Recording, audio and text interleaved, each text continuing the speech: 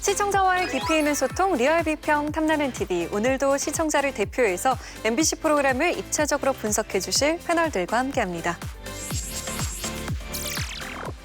첫 코너는 한 주간 시청자들이 관심을 가졌던 MBC 관련 이슈들을 뽑아서 확인해보는 시청자 픽 시간입니다. 관련 키워드 먼저 살펴볼까요? 적응기, 시상식, 4.3 사건, 날의 미식회인데요. 먼저 적응기라는 키워드부터 확인해 보겠습니다. 어떤 프로그램과 연관된 단어인가요? 네, 3월 29일 방송된 우리는 식구당 관련 키워드입니다. 이 프로그램은 극한 데뷔 야생도를 통해 데뷔한 신인 아이돌 그룹 탄의 소속사 적응기를 담아낸 리얼리티 예능입니다. 같은 회사 선배들과 훈훈한 식구 케미스트리를 보여주면서 시선을 끌었습니다. 이런 회사에 들어올 줄 몰랐지, 아이돌 한다고 마음 먹었을 때. 네, 솔직히 몰랐어요. 그지? 네, 솔직히 몰랐어요. 뭔가 그럼 꿈꾸는 회사는 어디야? 솔직해지자, 우리. 뭐 SM, JYP 그치? 솔직하다. 원래 그렇잖아. 심사가 여기가 트로트계 SM. 그치, 맞아. 그렇죠. 그렇긴 해. 트로트 관심 있는 사람. 주환이야? 주환이야? 한번 돌려줘. 짧게만 불러드릴게요. 하품을 달래는 여자, 고개 숙여 우는 그 여자. 잘한다. 네, 여기까지. 얘 그거네. 이 친구도 발트롯이네. 알트롯이 뭐예요? 발트롯이네. 발라드. 정통으로 정통으로 한번 하다 해주시죠. 우리는 바로 꺾죠. 아픔을 그치. 달래는 여자. 그치, 이게 어려운이야. 이게 되게 어려워. 근데 많이 적응이 안 돼 보인다. 어떡해. 어깨가 무거워 보인다. 어떡하지? 그 대표님이 좋은 거는 식구는 하나야. 맞아요. 그러니까 식구 무조건 뭉쳐. 우리는 식구다. 친구들이 여기 있는 한 우리는 언제든지 모여주는 거야. 그냥 오는 거야. 전화도 없고 그냥 식구가 뭐 하는구나. 우리 회사에서 뭐 하는구나. 그냥 가야지. 이건 거지. 진짜 만약에 힐링이 필요하면은 내가 501호로 가. 재밌게 얘기하고 싶은 시간이 필요하면 올라오면 내가 재밌는 얘기 해줄 거고. 근데 만약에 좀 힘들어서 좀 고민이 상담이 필요하다. 그거 와서 힘든 얘기하면 내가 더 힘든 경험으로 덮어줄게. 시청자들 반응은 어땠어요? 네, 댓글 살펴보면요. 소속사 연예인이 전부 출연해서 어떤 모습을 보여줄지 궁금했는데 좌충우돌 거침없는 시트콤 느낌이네요. 식구들 모두 승승장구했으면. 방송 시간 조금 늦은 감이 있지만 새로운 리얼 예능 재밌게 시청했습니다. 탄의 소속사 적응기를 관찰하는 예능 프로그램인데 아이들이 너무 안 보이네요. 오히려 결혼을 앞둔 커플들에게 시선이 더 갔던 프로그램. 소속사를 배경으로 한 예능의 등장에 흥미를 느꼈다는 댓글이 있는 한편 이 프로그램의 중심이 되는 그룹 탄의 분량에 대한 아쉬움도 있었습니다. 네, 그럼 우리는 식구당의 첫 회 어떻게 보셨을까요? 이런 프로그램을 이제 기획사 리얼리티라고 하는데 지상파에서는 흔히 시도하지 않는 프로그램이라서 일단 신선하게 봤어요. 가수로서의 정체성을 화두로 잡아서 도입을 만들었는데요. 이 기획사 자체가 약간 트로트 중심의 기획사다 보니 아이돌을 하다가 안 되면 트로트를 하게 되는 게 아닐까라는 그런 걱정을 한다든가 시트콤적인 분위기를 더해서 약간 재미있게 만들려고 한 시도는 긍정적이라고 생각이 들었습니다. 근데 한참 보다 보니까 도입과는 달리 내용은 약간 혼란스럽게 여겨졌어요. 일단은 이게 아이돌 탄이라는 그룹을 소개하는 프로그램이라는 그런 인상을 받았는데 내용 자체가 탄이 이제 뭐 음반을 내고 이런 부분보다는 정다경 씨의 쇼케이스라든가 소연 씨의 결혼 사연이라든가 이런 얘기들이 많이 나오게 되면서 시청자 의견에도 있었지만 약간 아이돌 그룹이 잘 보이지 않았다. 그 점은 약간 좀 아쉽게 여겨졌습니다. 저도 비슷한 것 같아요. 어떤 면을 보여주고 싶은 건지 잘 모르겠더라고요. 그래서 특히 이제 탄 모아놓고서 첫 반상회 하는 장면에서 뭐 의상비나 이렇게 쓸 거 아니야. 제대로 된 거 입으려고 하지 마. 제대로 된 거. 그리고 좋은 거 먹지 말자.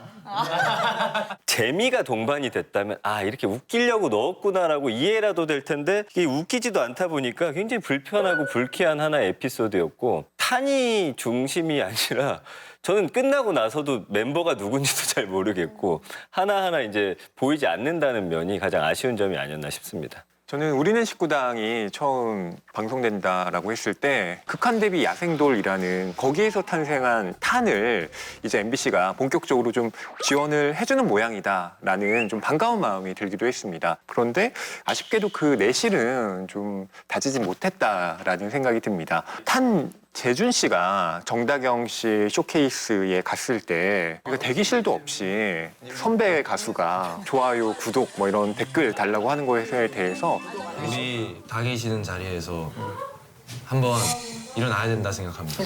일어나 있잖아 우리. 뭘 어떻게 그러니까 일어나 있잖아. 통로에서 대기하고 지금 강제로 하트, 좋아요와 댓글 그거 우리 한번 일어나야 됩니다라고 했을 때 이건 좀 신선하다라는 생각이 들었는데 저는 당연히 그 이후에 그 재준 씨에 대한 뭐 심층 인터뷰 같은 것을 제작진이 할 줄 알았어요. 그런데 그게 다른 에피소드에 그냥 휘말리면서 바로 없어져 버리더라고요. 그러니까 이렇게 되면 과연 카메라의 중심에 탄이 놓여 있는가라는 것에 대한 근본적인 의문도 들어서 좀 이 제작진이 여기에 대한 고민을 좀 해주셨으면 합니다. 자, 다음 키워드 나래 미식회입니다. 이지혜 위원이 준비하셨죠? 네, 지난 1일 방송된 나 혼자 산다 관련 키워드입니다. 이날은 박나래 씨가 준비한 나래 미식회가 펼쳐졌는데요. 대식가부터 소식가까지 극과 극의 음식 성향을 가진 무지개 회원들을 초대해 초호화 코스 요리를 선보였습니다. 나래 미식회. 우리 회원님들에게 제가 소소하게 나래 미식회를 하려고 준비하고 있습니다. 화장 다 지워진 거 봐, 저거. 저희 집에 손님 초대하면은 진짜 못 먹고 간 사람은 없거든요. 제대로 한번 좀 대접하고 싶더라고요. 우와, 진짜 페스토리. 잘 먹겠습니다. 잘 먹겠습니다. 색깔 너무 이쁘죠? 아까 그 생지에다가 저렇게 되는 거야.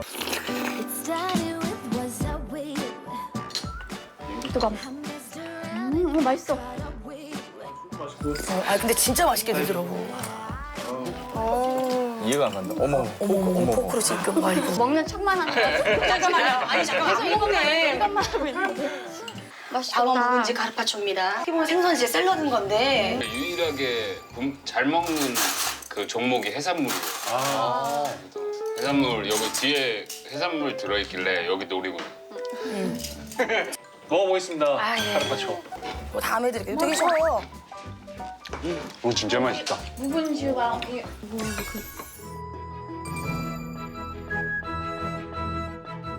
한 그릇 이 정도면 드시잖아요. 누나 먼저. 진짜 잠깐만. 대식자들은 그냥 풀로 드렸지 내가. 알겠습니다. 너무 맛있었어요. 간이 너무 잘 됐어요. 와 이거 바다야 바다. 저는 잘 드시는 분들 그 리액션을 되게 좋아해요. 입에 금지 꺼서. 아니 분명히 밥을 퍼줬는데 왜 양이 계속 똑같지? 아니 이렇게 있었죠. 그런가? 차정원 회원님하고 이제 장호 회원님은 안 차죠? 아직 뭐 사진 않았어요. 그렇죠. 우리 어떻게 이거 앞에 나가서 뭐 좀 먹을까요? 라면 하나 때리고 와. 와 이게 뭐야? 2부 지금 시작합니다. 콩갈비 볶립에 청어 파스타. 하늘이 무너지는 듯한 약간 오잉? 훈련받는 그런 급기 훈련 장에 온 듯한 그런 느낌이 들더라고요. 이부 카드를 받았을 때는 내가 나래 회원님을 과소평가했구나. 그러니까 1부는 에피타이저였어요. 누가 명란솥밥을 에피타이저로 먹어요? 우리. 저희 집은 원래 이렇게 나오거든요. 그러니까 난 왜 놀랐는지 모르겠어요. 우리 집이 처음이라 그런가? 다음에는 안 놀지. 네, 박나래 씨의 화려한 요리 솜씨가 돋보인 방송이었습니다. 시청자들 반응 어땠습니까? 네, 댓글 살펴보면요. 식사 자리를 이렇게 재밌게 풀어내다니. 대식 대 소식, 상상도 못한 조합인데 너무 재밌음. 초대받은 사람들 다 반응을 잘해준다. 저렇게 좋아하면 만드는 게 힘들어도 즐거움. 나래 언니 진짜 대단하다. 저렇게 대접해주면 받는 사람도 엄청 기분 좋고 감사할 것 같아요. 사람들을 초대해 만찬을 즐기는 모습이 훈훈했다는 반응이 많았습니다. 네, 이날 방송은 가구 시청률 8.5%로 동시간대 1위를 기록하기도 했는데요. 위원들은 어떻게 보셨어요? 저도 이제 이 약간 나래바 연장선이잖아요. 처음엔 나래바 열었다가 나래 식당, 이번엔 나래 레스토랑 같은 느낌이었는데 대식자하고 소식자라는 그 컨셉을 너무 잘한 것 같아요. 저 같은 경우는 이제 개인적으로 이제 소식가이다 보니까 소식가들 볼 때 진짜 완전 공감. 메인 요리 전 코스만 먹고도 저도 좀 배불러하는 스타일이라 그런 어떤 리액션이 굉장히 큰 공감이었고 많이 먹는 대식자를 보면서는 진짜 너무 놀라우면서 또 거기서 양쪽의 재미를 다 흡수할 수 있다는 게 너무 좋았어요. 이 장수 프로그램은 어쩔 수 없이 틀이라는 게 정해지고 계속 반복이 돼서 좀 지루할 수 있는데 약간의 변주와 세심함을 더해서도 이렇게 새로운 재미를 얼마든지 이끌어낼 수 있는지를 보여준 전 훌륭한 회차였다고 생각을 합니다.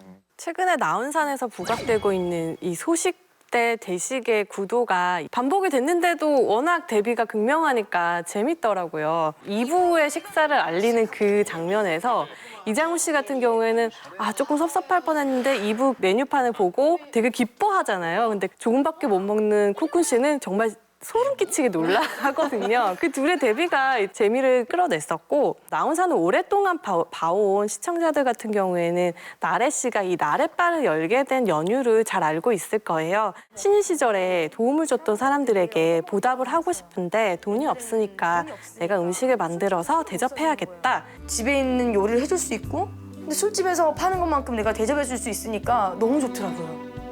그래서 이 나래바가 너무 좋은 거예요. 이사를 할 때마다 집이 굉장히 커지고 또 화려해지지만 박나래 씨가 가지고 있는 주변 사람들이 생각하는 마음은 여전히 변하지 않았구나. 정말 땀을 흘리면서 요리를 하는 모습에서 그 마음이 느껴져서 저도 덩달아 흐뭇해지더라고요. 저는 사람들을 초대해서 이렇게 음식을 대접하는 분량이 2주에 걸쳐서 나올 수 있었다는 것만으로도 나래미식회가 얼마나 흥미로운 요소를 많이 가지고 있었는가를 방증하는 대목이 아닌가 싶습니다. 다만 박나래 씨의 이 휘황찬란한 집을 구석구석 소개하는 이 장면은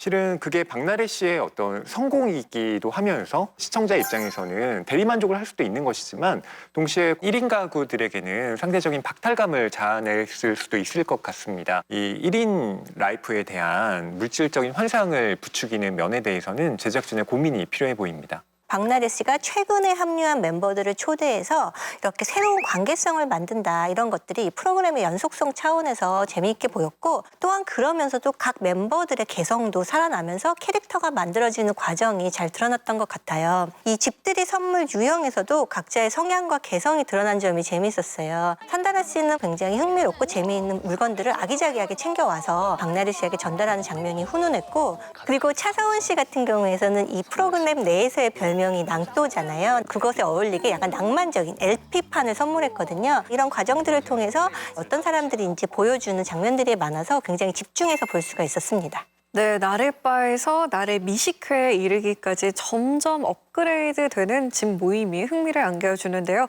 앞으로도 무지개 회원들의 개성 가득한 에피소드 기대하겠습니다.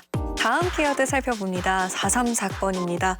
이건 어떤 프로그램과 연관된 키워드인가요? 네, 제주 4.3 특집 창작 오페라 순이삼촌 관련 키워드입니다. 오페라 순이삼촌 공연을 90분으로 축약한 이번 방송은 1948년 제주 북촌리에서 벌어진 4.3 사건을 다루고 있는데요. 잔혹한 역사를 겪은 순이삼촌의 이야기를 통해서 비극의 실상을 되새겼습니다. 천천히들 서두르지들 말고 먹어라. 순이삼촌! 아이고 우리 상수, 우리 길수 잘 지내시냐? 언제 오라? 삼촌, 우리 아이들 못 보셨수가? 아이고 저배, 상수야 길수야, 삼촌네 아이들 빨리 찾아서 집으로 데려오라. 내 머리 옆쪽에 당구당을 때려 부수자. 연살들이란 나오시오. 한 사람도 빠짐없이 국민학교 운동장으로 모이시오. 할머니, 삼촌네 아이들 학교 운동장에서 노는 거 시계가 봤단 맛이. 삼촌, 영월 때가 아니오다. 꼭 무슨 사다리 나들 하는 거 답시다. 나 먼저 운동장으로 가봐야 됐구다. 기어, 서둘러 가라. 삼촌, 조심합소해.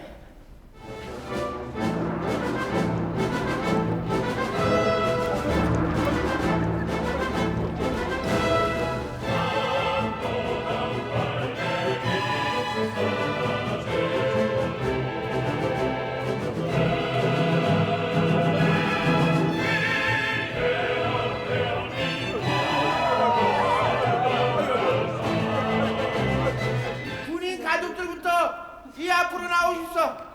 직계 가족만 나오시오. 만일 직계 가족이 아닌데 나온 사람은 가차없이 한 발이 타갔어. 잠깐. 저 쉽게 가려면 되는 거보다 삼촌은 안 되는 거야. 이장님, 나 이제 안 없다. 나 좀 보내줍사.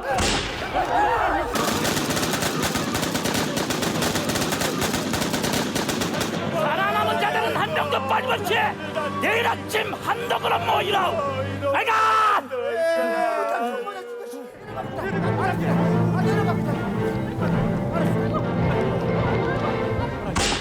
이런 빨갱이 새끼들. 이 중에 복도들과 동조한 자가 분명히 있을 기야. 싹 다 죽이라! 빨갱이 아닙니다! 빨갱이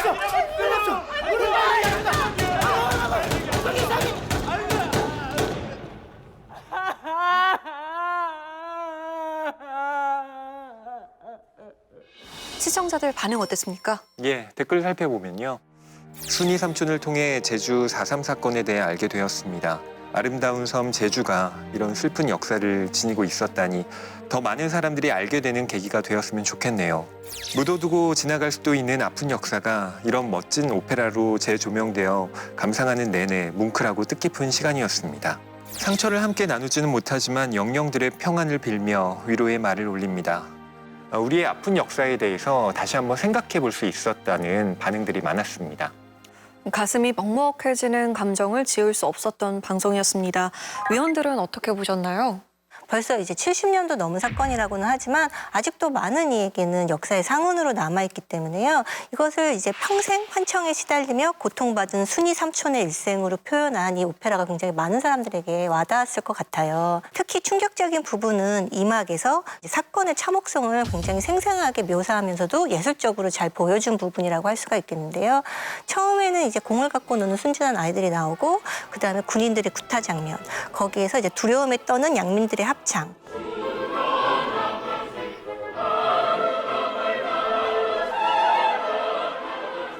무차별 학살이 이루어진 후에 그다음 순이 삼촌의 어떤 광란의 아리아가 이뤄지는 이 시퀀스가 굉장히 이 4.3 사건에 대해서 잘 몰랐던 사람까지도 어떤 일들이 일어났구나라는 것들을 잘 보여줄 수 있었고요. 이것이 예술의 사회적 기능이 아닌가라는 생각이 들게 했습니다.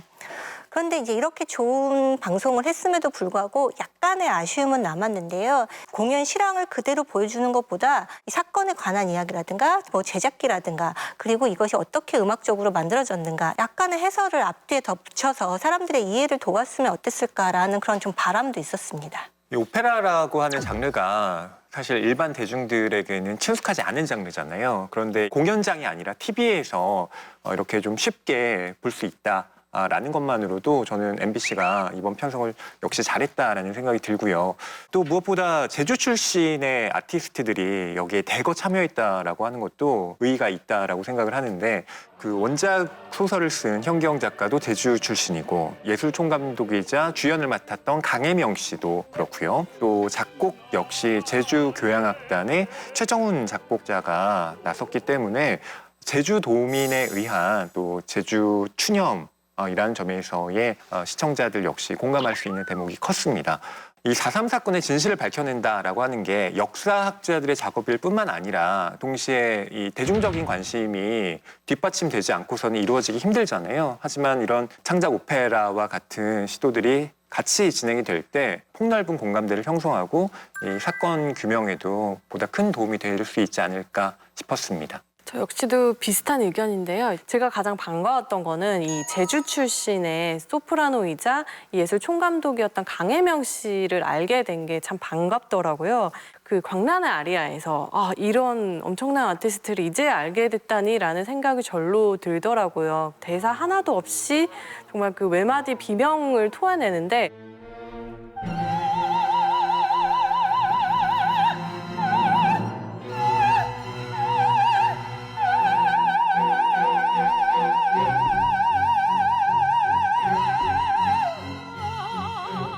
거기에서 그 자식을 잃은 어머니의 슬픔이 고스란히 전달이 됐고요. 또 그게 말미에서 무대 뒤에 화면에 자막이 빼곡하게 올라가거든요. 희생자들의 이름과 나이 뒤에 1949년 1월 17일 북촌교 인근 밭에서 토벌군에게 총살 담악이라는 이걸 마지막 무대에 이제 빼곡히 채우면서 아, 순희 삼촌이 그냥 창작 오페라가 아니라 희생자들이 위한 진홍곡 그 자체구나라는 생각이 느껴져서 더 큰 감동을 느꼈습니다.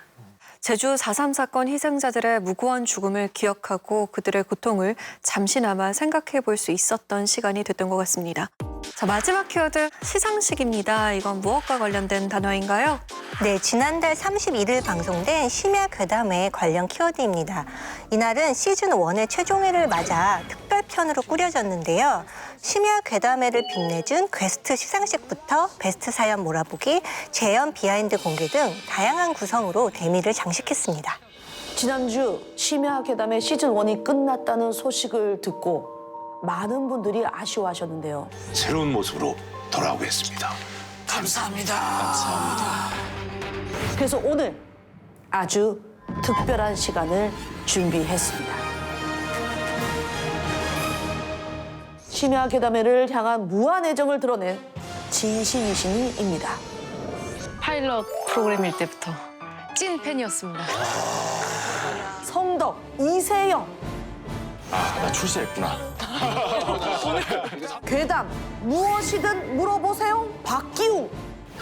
왕불이 빛나는 밤. 야심돌 솔라. 역시 성덕 이세영 씨. 어머, 아 진짜 너무 감사합니다. 시즌 2 하게 되면 저도 꼭 불러주세요.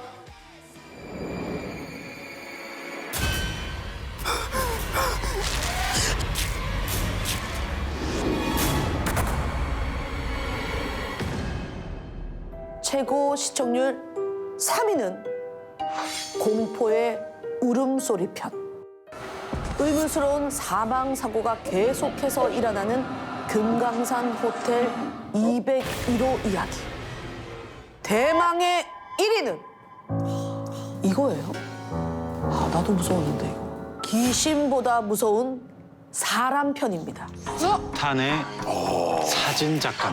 이동식은 배경이 좋은 위치에 삼각대를 설치를 하고 준비해왔던 청산가리 캡슐 2알이랑 감기 물약을 건넸어요.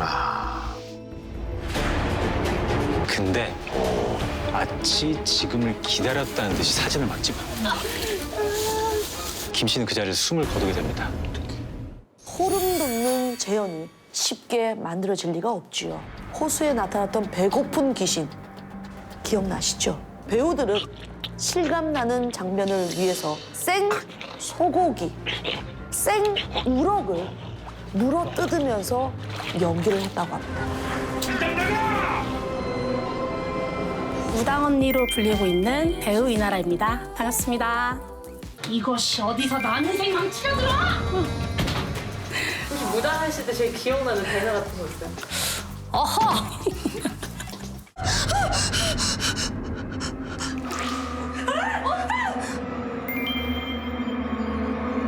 곡성 할머니 펜션이라는 사연을 찍었을 때였는데요. 한창 촬영을 준비하고 있었는데 어떤 노부부가 왜 여기서 촬영을 해? 여기 사람 죽어나가는 곳이잖아. 한 달에 2명이나 자기 목숨을 끊은 사람이 있다라고 하시고 그냥 조용히 올라가시더라고요. 촬영을 계속 진행했어요. 산이 완전 깜깜해졌거든요. 근데 저희가 그때 딱 문득 생각이 든 게 그 노부부가 아직 내려오지 않으신 거예요. 작년 3월부터 무려 155개의 괴담을 소개하며 서늘한 재미를 안겨준 심야 괴담회가 시즌 1을 마무리했습니다. 시청자들 반응 어땠어요? 네, 댓글 살펴보겠습니다. 공포 장르에서 이렇게 열과 성을 다해서 재현하는 프로는 심야 괴담회가 처음이라 자칭 공포 마니아는 매주 행복했답니다. 시즌2 올 때까지 정주행할 테니까 얼른 돌아와요. 심야 괴담회 배우님들 촬영 비하인드 늘 궁금했는데 방송해 주셔서 감사합니다. 연기도 연기인데 분장이나 의상도 진짜 큰 몫을 하는 것 같아요. 어떻게 그렇게 매회 디테일하게 잘 연출을 하시는지 시즌2도 기대할게요. 시즌2를 빨리 만나볼 수 있기를 바란다는 반응이 주로 이어졌습니다. 위원들은 심야 괴담회 최종회 어떻게 보셨어요?